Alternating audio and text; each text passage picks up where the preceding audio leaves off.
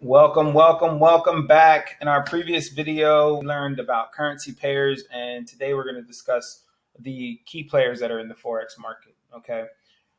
I want you to understand something that when it comes to understanding who is in the marketplace, it really lets you know how to approach the market and what you should be looking for. Our goal here is never to trade against the largest contributors in market movement. It's to actually be in alignment with and trade with them. So as we go through this, individual investors, this is us, or also known as retail traders, our impact in the market is very low and compared to financial institutions and companies. With that being said, like I said earlier, our goal is to learn how to move as the financial institutions do and not against them. We have multinational corporations. These are firms that are engaged in the import and export business. They conduct Forex transactions to pay for goods and services. Typically, companies trade Forex to limit the risk with foreign currency transactions. Okay. We have investment managers and hedge funds, portfolio managers, pooled funds, and basically hedge funds make up the second largest collection of players in the market. And next to that, to the banks and central banks. Okay. Investment managers trade currencies for large accounts such as like pension funds, foundations, endowments, things of that nature. Then we have the central banks. Okay.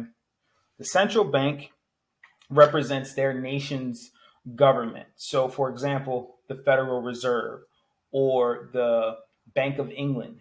These banks are crucial players in the market. They open market operations, interest rate policies, they influence the currency rate to a very large extent. Okay. A central bank is responsible for fixing the price of the actual currency. Anytime they take action or anytime a central bank takes action in the Forex market, it is going to be to either stabilize or increase the competitiveness of this nation's economy. Central banks may engage in currency interventions to make the currency appreciate or depreciate in value. Then you also have your commercial and investment banks. As I shared earlier, they're a part of that larger influence in the market. And these banks facilitate transactions for clients and they conduct speculative trades for their trading desks. Okay. They're looking to generate profit.